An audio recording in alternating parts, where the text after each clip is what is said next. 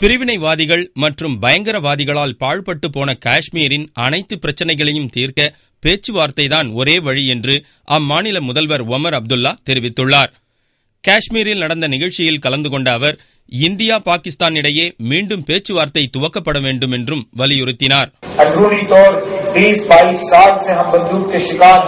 लेकिन एक इंच जमीन इधर से उधर न गई न हम ले पाए, तो बेहतर ये होगा कि हम इस बात को पहचान लें और ये तय करें कि बातचीत के जरिए ही हर मसले का हल जो है वो खोज के निकाला जा सकता है.